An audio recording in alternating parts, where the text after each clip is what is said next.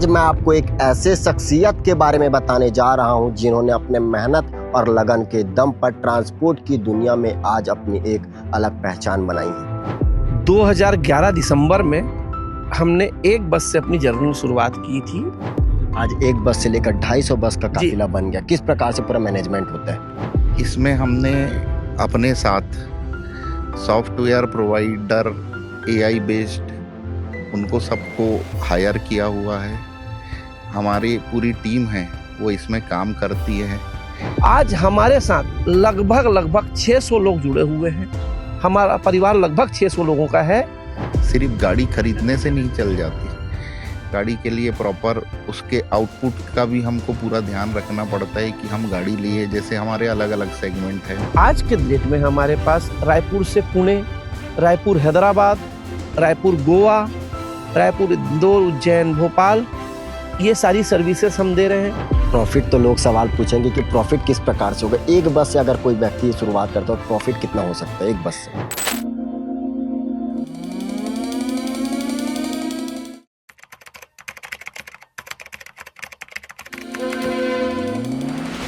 नमस्कार, जय जोहार, जय छत्तीसगढ़। मैं गौरव यादव, आप देखना शुरू कर चुके हैं भिलाई टाइम्स और आज मैं आपको एक ऐसे शख्सियत के बारे में बताने जा रहा हूं जिन्होंने अपने मेहनत और लगन के दम पर ट्रांसपोर्ट की दुनिया में आज अपनी एक अलग पहचान बनाई है।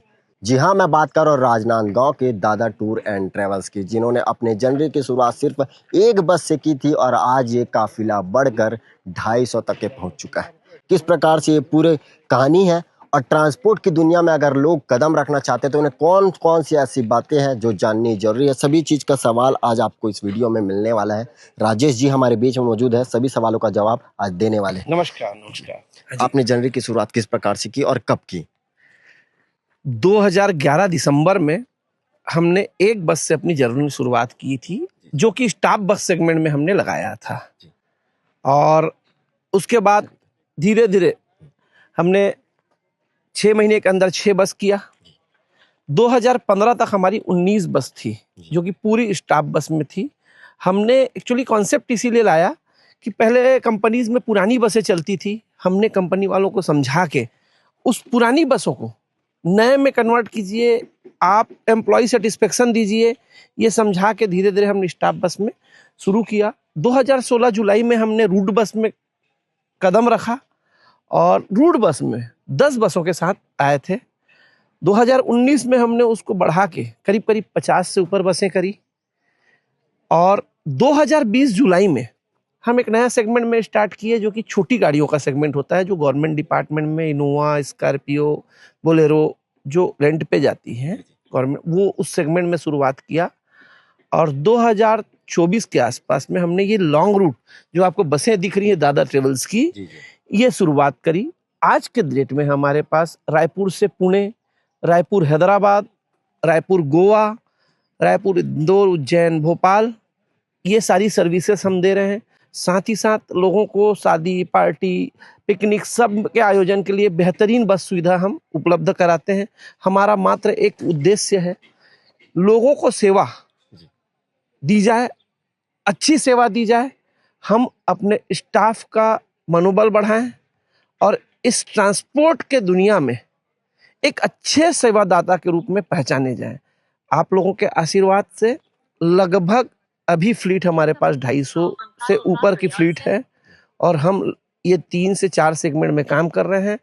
छोटी रूट्स में भी हम काम कर रहे हैं, जो राजनांदगांव से धमतरी, राजनांदगांव से दल्ली राजरा, भानु प्रतापपुर, कांकेर, ये सारी रूट्स में बढ़ रही है। आगे की जो हमारी प्लानिंग है, बहुत जल्द हम लोग रायपुर से दिल्ली का प्लानिंग कर रहे हैं, रायपुर से पटना की तरफ का प्लानिंग कर रहे हैं और साथ ही साथ हम इधर कोंटा, बीजापुर तरफ भी अपनी सेवाएं बढ़ाने का प्रयास कर रहे हैं। और इसी तारतम्य में आज हमने हमारे पूरे ड्राइवर्स, एजेंट्स सबका एक मीट रखा, जो कि बहुत ही बढ़िया सक्सेसफुल चल रहा है। पहले बस लेने की कहानी किस प्रकार से शुरुआत हुई? भैया, मैं पेशे से चार्टर्ड अकाउंटेंट हूँ। मेरा पार्टनर प्रफुल्ल कोठारी जी, वो भी CA है। हमारे पीछे कोई भी बैकअप नहीं था। हमने पहली बस जब लिया था, हमारे पास मार्जिन के पैसे नहीं थे। बड़ी मुश्किल से फाइनेंस करा के हमने पहली बस लिया। जब आगे 5 बस लेनी थी तो मेरे पार्टनर प्रफुल्ल कोठारी ने अपने मकान को मॉर्गेज रख के वो मार्जिन की व्यवस्था की थी और हमने ऐसी जर्नी अपनी शुरू करी थी। आज एक बस से लेकर 250 बस का जी। काफिला बन गया। किस प्रकार से पूरा मैनेजमेंट होता है? मेरे पास बसें 250 नहीं है, बसें मेरे पास करीब करीब 125 150 है, 150 छोटी गाड़ियां हैं, इस तरीके से काफिला है। और मैनेजमेंट अगर बोलोगे साहब तो एक लाइन बोलूंगा, मेरे जो एम्प्लॉई हैं, जिनको एम्प्लॉई मैं नहीं बोलूंगा, मेरे परिवार के सदस्य हैं, उन्हीं लोग गाड़ियां मेंटेन कर रहे हैं, उन्हीं लोग चला रहे हैं और उन्हीं लोगों की बदौलत मैं आज 2 पैसा कमाने की कोशिश कर रहा हूँ। कितने लोगों को आज आप रोजगार दे रहे हैं? मैं इसमें आपको संशोधन करना चाहूंगा, मैं रोजगार नहीं दे रहा हूँ, मैं एक मात्र निमित्त हूँ। रोजगार तो उनको मिल रहा है, ऊपर वाला दे रहा है, मैं सिर्फ और सिर्फ सहयोग कर रहा हूँ। आज हमारे साथ लगभग 600 लोग जुड़े हुए हैं।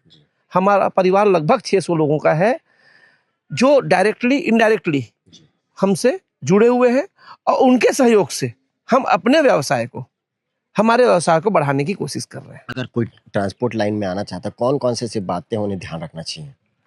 ट्रांसपोर्ट लाइन में अगर कोई भी आना चाहता है तो एक ही चीज आप ध्यान रखो, यदि आप मेहनत व्यक्तिगत रूप से करना चाहते हो, ये 8 घंटे का या 10 घंटे का व्यापार नहीं है, ये 24 घंटे का व्यापार है। आप यदि 24 घंटे सजग रह सकते हो तो व्यापार ये बहुत अच्छा है, क्योंकि इसमें कम पैसे में ये व्यवसाय शुरू की जा सकती है। यदि 50 लाख की गाड़ी है, आप 10 लाख रुपए लगाइए, 40 लाख फाइनेंस हो जाता है और ये धंधे में आप कदम रख सकते हो। यदि आपने थोड़ा भी ध्यान कम किया, कहा जाता है नजर हटी दुर्घटना घटी, इस लाइन में ये चीज 100% सही है। यदि आपकी नजर घटी तो दुर्घटना घट जाए। कभी ऐसा दुर्घटना की बात की, कभी ऐसा कुछ हुआ है कि दुर्घटना को लेकर आपने कभी बहुत ज्यादा परेशानी झेला हो? क्योंकि इस लाइन में बहुत ज्यादा ये चीज होता है। मेरे कंपनी का नाम है दादा ब्रदर्स, दादा गुरुदेव का साथ है और दादा गुरुदेव के आशीर्वाद से आज तक बड़ी घटना नहीं हुई है और उनसे प्रार्थना करता हूं कि बड़ी घटना ना हो। छोटी मोटी घटनाएं होते रहती है, जो गुरुदेव के आशीर्वाद से और मेरी माता माजी माँ की कृपा से सारा चीज ठीक होते जा रहा है। और भी सवालों का जवाब देने के लिए हमारे बीच में प्रफुल्ल जी, और इनसे जानेंगे कि अगर कोई भी ट्रांसपोर्ट लाइन में जुड़ना चाहता है तो सबसे बड़ा रिस्क इसमें कौन सा चीज़ होता है? जी सर, इसमें अगर कोई भी आना चाहता है ट्रांसपोर्ट लाइन में, सबसे बड़ा चीज़ क्या है कि लोग जब आना चाहते हैं तो रिस्क बहुत रहता है, ऐसा कौन सा बात है जो सबसे ज़्यादा रिस्क रह सकता है? भाई इसके लिए हमारा खुद का एक्सपीरियंस, जो हमने हमारी फर्म दादा ब्रदर्स को चला के सीखा है। एक तो लीगल किसी भी चीज़ को, चाहे वो इंश्योरेंस हो, परमिट हो, रोड टैक्स हो, गाड़ियों से रिलेटेड जिस भी ट्रांसपोर्टेशन में आप काम कर रहे हैं, चाहे वो गुड्स ट्रांसपोर्ट हो या पैसेंजर ट्रांसपोर्टर, आप जिस भी फील्ड में हैं, कोई भी लीगल चीज़ों को ओवर रूल ना करे। सरकारी जो भी नियम कानून है उसको प्रॉपर फॉलो करे। गाड़ियों का इंश्योरेंस है, टैक्स है, परमिट जो पहले भी बोला मैंने, वो सब प्रॉपर रखे। अपने ड्राइवर का भी डाटा आप प्रॉपर रखे, जो भी लेबर लॉज है वो सब फॉलो करे। यदि आप सब चीज़ को फॉलो करते हैं तो आपका रिस्क मिनिमाइज हो जाता है, क्योंकि गाड़ियां हैं, रोड में चलती है, रोड ट्रांसपोर्टेशन है, कभी भी कोई मिस हैपनिंग हो सकती है जिस चीज को आदमी प्रेडिक्ट नहीं कर सकता। तो पहला तो सेफ्टी सिक्योरिटी, दूसरा लीगल कंप्लायंस, ये दोनों में यदि आप परफेक्ट हैं तो आपकी रिस्क मिनिमम हो जाती है। 250 बसों का मैनेजमेंट बहुत बड़ा जवाबदारी है, किस प्रकार से आप मैनेज करते हैं पूरी चीज़? इसमें हमने अपने साथ सॉफ्टवेयर प्रोवाइडर, एआई बेस्ड, उनको सबको हायर किया हुआ है। हमारी पूरी टीम है वो इसमें काम करती है। हमारी कोशिश रहती है कि जो भी डाटा है, चाहे वो रिन्यूअल्स हो, परमिट्स रिन्यूअल्स हो, इंश्योरेंस हो, ये ईयर हर साल का साल मंथली बेसिस में, मंथ स्टार्टिंग में ही हम उसको वर्कआउट कर ले। जो भी करना है, हर व्यापारी का जैसा काम है, 4 जगह से कोटेशन ले, जो मिनिमम और रेट में मैक्सिमम आउटपुट दे रहा है उसको शॉर्ट लिस्ट करे।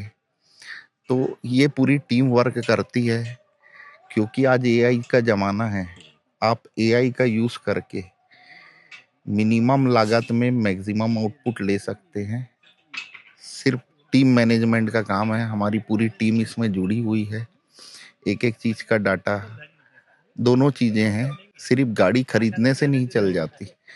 गाड़ी के लिए प्रॉपर उसके आउटपुट का भी हमको पूरा ध्यान रखना पड़ता है कि हम गाड़ी लिए, जैसे हमारे अलग अलग सेगमेंट है, हमारी लॉन्ग रूट है, हमारी शॉर्ट रूट गाड़ियां हैं, रेंटल गाड़ियां हैं, 4 व्हीलर, तो उसके आउटपुट के लिए भी हम निरंतर लगे रहते हैं। Government tenders, private tenders, route में, ऑल इंडिया परमिट में, स्पेशल बुकिंग में, सब में, मतलब इन और आउट दोनों तरफ हमारी टीम प्रॉपर वर्क करती है।